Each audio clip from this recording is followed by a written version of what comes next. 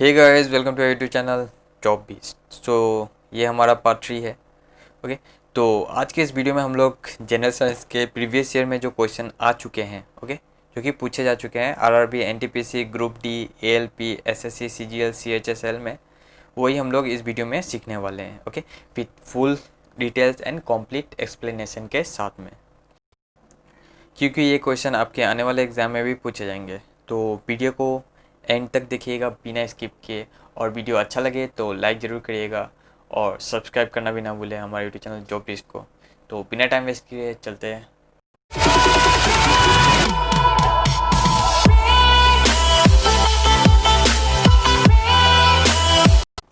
सो guys, हमारा जो first question है थर्ड पार्ट का जनरल साइंस सेक्शन का, वो है which scientist discover the penicillin, और ये है अलेक्जेंडर फ्लेमिंग। ओके, तो ये क्वेश्चन बहुत बार आ चुका है। मैंने अपने फर्स्ट लेक्चर पार्ट 1 में भी ये क्वेश्चन डाला था। ओके, क्योंकि ये बार बार आ रहा है। ओके, तो इसे याद रखिएगा। पेंसिलिन कौन डिस्कवर किया? Alexander Fleming. Okay, next, which of the following creatures is oviparous. ना, ओविपेरस क्या होता है? ठीक, ओविपेरस वो होता है जो डायरेक्ट अंडे देते हैं। ठीक है, जो डायरेक्ट अंडे देते हैं। और इसका ऑपोजिट होता है विविपेरस। विविपेरस क्या होता है? जो डायरेक्ट बर्थ देते हैं, जो डायरेक्ट बर्थ देते हैं। जैसे ओविपेरस में एग्जांपल्स आ गया आपका इंसेक्ट, फिश, रेप्टाइल्स, बर्ड, ये सब क्या देते हैं? अंडे देते हैं। चिकन, ये सब क्या देते हैं? अंडे। ठीक है, और विविपेरस क्या होता है? जैसे कि एलिफेंट, डॉग, कैट, ह्यूमंस, ये सब क्या होता है? डायरेक्ट अपने बर्थ देते हैं। ठीक है, तो फॉर एग्जाम्पल में देखा जाए तो रेबिट, माउस, स्क्विरल सब क्या देते हैं? डायरेक्ट बर्थ देते हैं। फ्रॉग एक देता है। Okay, so the answer will be frog. Next, which of the following acid is present in ant bytes. Okay, so ant bytes में कौन सा एसिड प्रेजेंट होता है? जब एंट काटता है तो उसमें कौन सा एसिड होता है? तो वो होता है formic acid. Okay, next, which of the following is the third stage in the Metamorphosis of A butterfly. तो बटरफ्लाई का जो स्टेजेस होता है वो कैसे होता है? इसमें पूछा है थर्ड कौन सा, तो हम लोग सब जानते हैं। तो पहला जो स्टेज होता है वो होता है एग। ठीक है, पहला स्टेज एग होता है। दूसरा जो स्टेज होता है वो होता है लार्वा। ठीक है, दूसरा stage larva, second stage.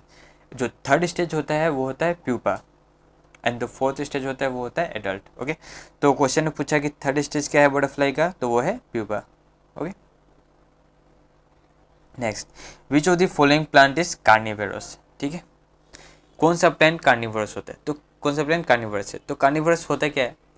Carnivorous वो प्लांट्स है, कार्निवरस प्लांट्स जो दूसरे एनिमल्स को खाते हैं। ठीक है, ठीक है, दूसरे एनिमल्स को कंज्यूम करते हैं। जैसे कि प्रोटोजोस हो गया, इंसेक्ट्स हो गया। ठीक है, वो ट्रैप करते हैं उनका, वो प्लांट्स का न्यूट्रिएंट क्या होता है? उन्हीं वर्ग से आता है। ठीक है, तो इसमें से कौन सा है? वो है वेनस फ्लाई ट्रैप। ठीक है, Venus fly trap is the answer, carnivorous plant. Okay, now next, how many canine teeth does an adult human have. तो एक एडल्ट ह्यूमन में कैनिन टीथ कितना होता है? ठीक, तो पहले तो बात करें कि एडल्ट ह्यूमन में टोटल टीथ होता है 32। ओके, इसमें से 8 इंसिसर्स होता है। जो आगे के 4 दांत होते हैं ना, वो क्या बोलते हैं? इंसिसर्स। और जो आगे के 4 दांत ऊपर और नीचे, ठीक है, तो मिला के 8 हो गए। और 4 दांत के बाद जो एक पॉइंटेड दांत होता है ना, एक इस साइड लेफ्ट साइड में, एक राइट साइड में, और ऊपर नीचे दोनों, वो होते हैं कैनिन टीथ। वो ऊपर 2 होते हैं और नीचे 2 होते हैं, तो टोटल कितना हो गया? 4 टीथ। ओके, तो how many canine teeth does an human adult human have? That is 4।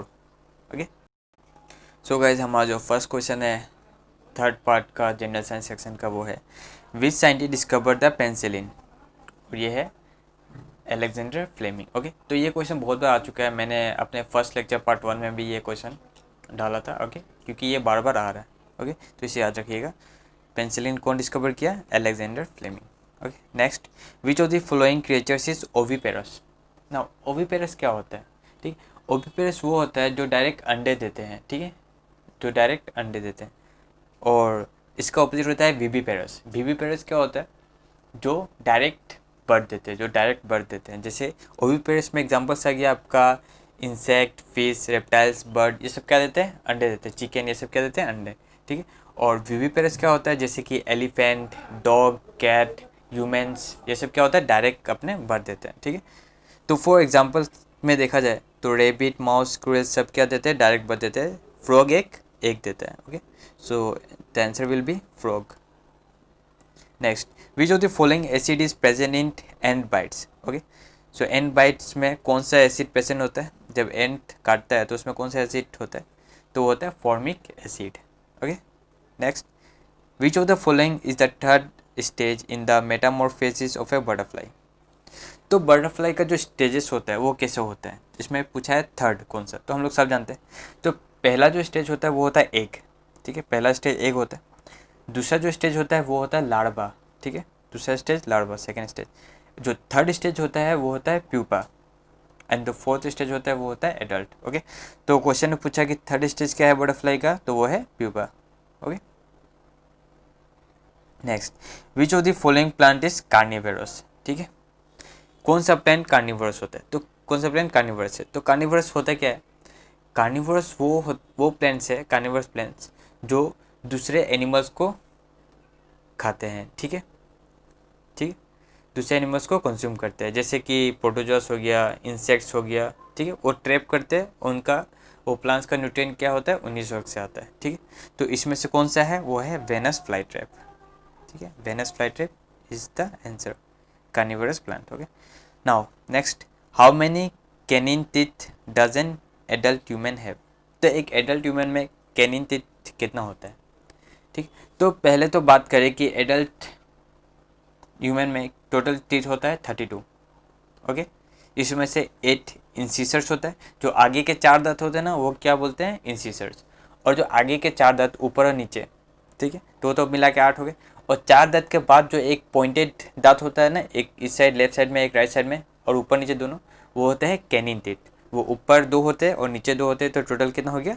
4 teeth. Okay, तो how many canine teeth does an human adult human have? That is 4। Okay, याद रखिएगा।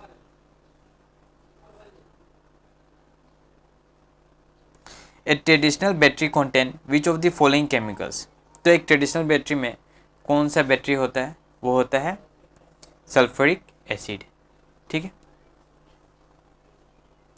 Next, which of the following is the chemical name of baking soda? So baking soda का chemical name क्या है? ये है sodium hydrogen carbonate. Okay, जिसको हम लोग सोडियम बाइकार्बोनेट भी बोलते हैं, ज़्यादा एग्जाम में ये सोडियम बाइकार्बोनेट के ऑप्शन में रहता है, पर ये भी याद रखिएगा, सोडियम हाइड्रोजन कार्बोनेट और सोडियम बाइकार्बोनेट, ठीक है। इसका जो केमिकल फॉर्मूला है वो है NaHCO3, ठीक है, याद रखिए NaHCO3। Next, which instrument is use to measure the intensity of light produce by an unknown source in terms of standard source? Okay, तो ये है photometer. Okay, intensity of light किससे मेजर करते हैं हम लोग? फोटोमीटर से। Next, identify the unit of measuring the intensity of sound? तो साउंड का इंटेंसिटी हम लोग किससे मेजर करेंगे? वो है डेसिबल, ठीक है। Next, which of the following protect the inner lining of the stomach from the action of the hydrochloric acid under the normal condition? तो ये होता है म्यूकस। ओके, ये क्या होता है? इसको बोलते हैं mucus. Next, the smallest blood vessels which are 1 cell thick are called capillaries, ठीक है। कैपिलरीज क्या है? कैपिलरीज स्मॉल ब्लड वेसल्स है, जिसका सबसे स्मॉलेस्ट ब्लड वेसल कौन सा होता है? कैपिलरीज ही होता है, जिसका साइज कितना है? 5 to 10 micrometer in diameter. Okay, इसका डायमीटर है 5 to 10 माइक्रोमीटर, याद रखिएगा। Okay, next, alveoli are balance like structure with in the. So alveoli क्या है? एल्वियोली एक पार्ट है रेस्पिरेटरी सिस्टम का, जिसका काम है ऑक्सीजन और कार्बन डाइऑक्साइड को एक्सचेंज करना, ठीक है, ऑक्सीजन और कार्बन डाइऑक्साइड मॉलिक्यूल्स को एक्सचेंज करना from the blood streams. Okay, तो ये कहाँ पे मौजूद है? ये लंग्स में होता है, ठीक है, छोटा छोटा गोल गोल गोल होता है, आप नेट में देख लीजिएगा, आपको स्ट्रक्चर मिल जाएगा अच्छा सा। Okay, next, if the distance time graph is a curve then it represent. देखिए, जब डिस्टेंस और टाइम का जो ग्राफ बनता है वो अगर कर्व होगा, ठीक है, कर्व होता है, तो उसका मतलब क्या होता है? उसका मतलब होता है जो टाइम है, जो डिस्टेंस है, जो गाड़ी है, वो इक्वल टाइम में अनइक्वल डिस्टेंस कवर कर रहा है। मतलब अनइक्वल डिस्टेंस मतलब नॉन यूनिफॉर्म। यूनिफॉर्म क्या होता है? जो सेम कवर करता है, सेम टाइम में सेम डिस्टेंस कवर करता है, उसको यूनिफॉर्म बोलते हैं। और जो सेम टाइम में अनइक्वल डिस्टेंस कवर करेगा वो होता है नॉन यूनिफॉर्म। मान लीजिए कभी 1 मिनट में 1 किलोमीटर चला गया, तो फिर नेक्स्ट 1 किलोमीटर में वो 1.5 किलोमीटर चला गया या कम आ गया, ठीक है।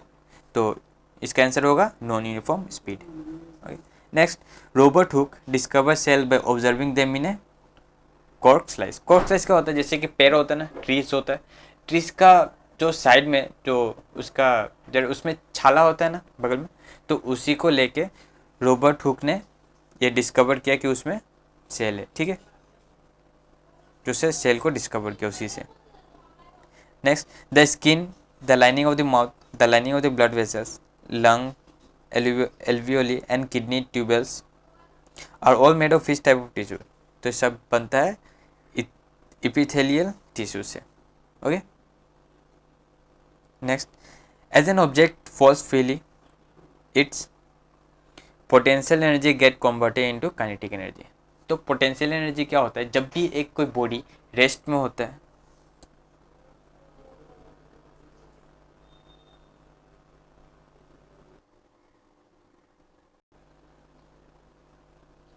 ए traditional battery contain which of the following chemicals. तो एक ट्रेडिशनल बैटरी में कौन सा बैटरी होता है, वो होता है सल्फ्यूरिक एसिड, ठीक है। Next, which of the following is the chemical name of baking soda.